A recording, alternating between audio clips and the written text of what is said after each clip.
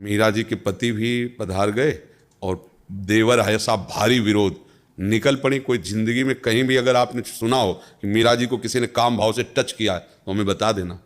गिरधर का छत्र छाया कृपा का बना रहता, कोई ऐसे थोड़ी सीम की चाप सके को तासु बड़ रखवार रमापति जासु, ऐसा नहीं कि ये नहीं कि मतलब स्त्री शरीर तो कोई भी शोषण कर सकता है, सबका शासन करने वाला काल का भी महाकाल प्रभु है, ऐसा नहीं। एक से एक महान शादियाँ हुई। आप रसिकनंद माल पढ़े हो, गंगा यमुना बाई कर्मठी बाई कर्मती, एक से एक महान।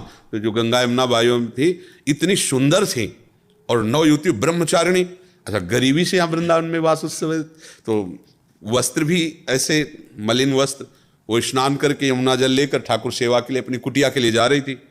वो हसन बेग सो क्या अजीज बेग क्या नाम था उसका, अकबर सम्राट का भांजा था, तो वो आया हुआ था दौड़े पे अपने राजसीले। उसने देखा इतनी सुंदर नारी और ऐसे रह रही। सैनिकों से मतलब जो उनके सलाहकार थे उनसे कहा कि ऐसे इतनी सुंदर, चूंकि भागवतिक सुंदरता होती है ना, और ब्रह्मचारिणी और भजन परायण तो तेज था। बोले इतनी सुंदर और ऐसे रह रही अव्यवस्था में, इनको लाओ ना हमारी सेवा में।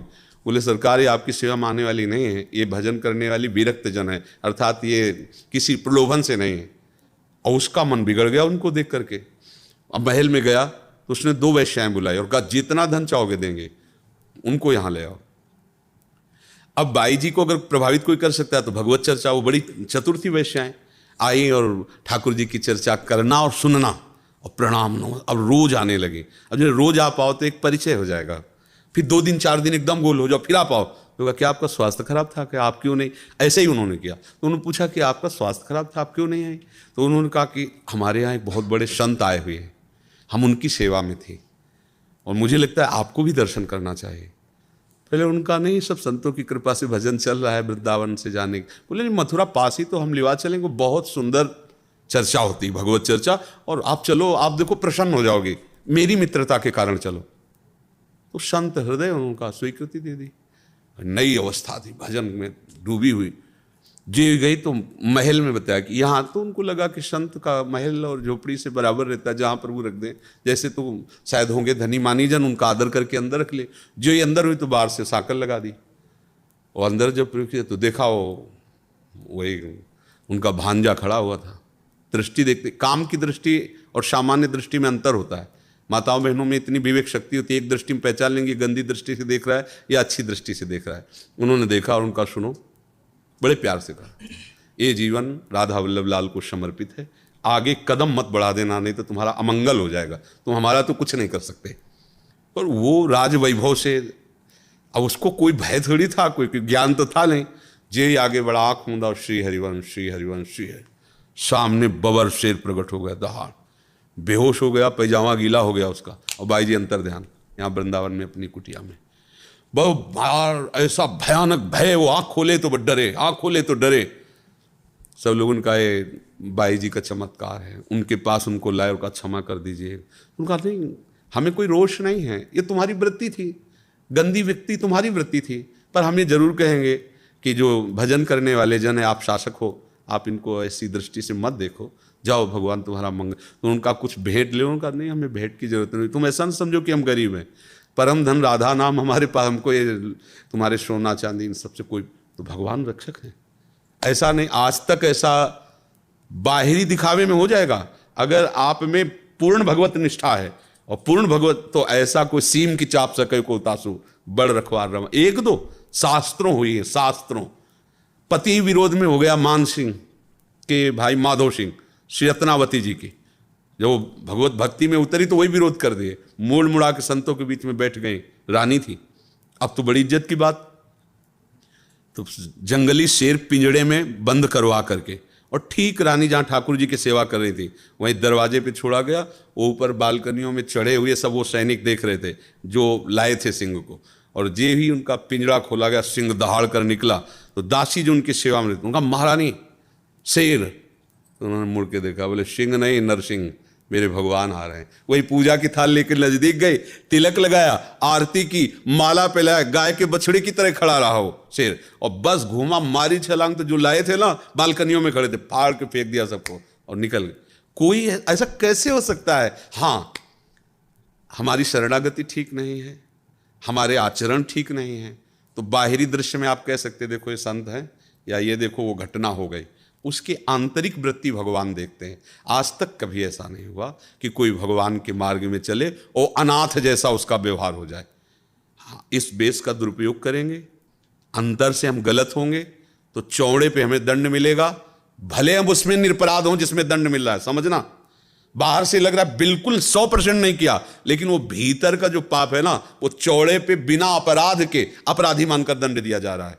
भगवान के विधान में कहीं कमी नहीं, पक्का समझ लो। ये बाहरी व्यवहार अलग है।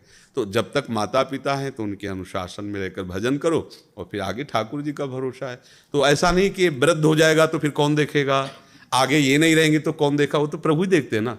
अब हम बच्चापन से निकले थे 13 वर्ष से, आज तक हमारा कौन सहयोगी, वही तो सहयोगी है। उनके सिवा हमारा किसी से परिचय नहीं। सब देखो व्यवस्था उन्हीं की तो है। हम क्या लाए थे, हम क्या जानते थे किसी को, सब उन्हीं के संबंध से तो है, सब उन्हीं को तो जानते हैं। तो ऐसा विश्वास भी न करे कि आगे क्या होगा। नहीं, विश्व का भरण पोषण करने वाले भगवान अपने जनों की ऐसी व्यवस्था। अगर आज जो हमारी व्यवस्थाएं ना होती तो हमारी जानते हो कितनी दुर्गति होती। पीछे आज के 10-12 वर्ष पहले हम वही खा सकते थे जो मांगते हैं, जो मांग के लाए वही। अगर मांगने नहीं गए तो भूखे पड़े रहते थे कुटिया में। दवाई के लिए अगर है तो 4 घरों में जाकर वो ऐसे थे जिनसे हम पैसा लेते थे, फिर वो 1800 की महीने में दवा आती थी।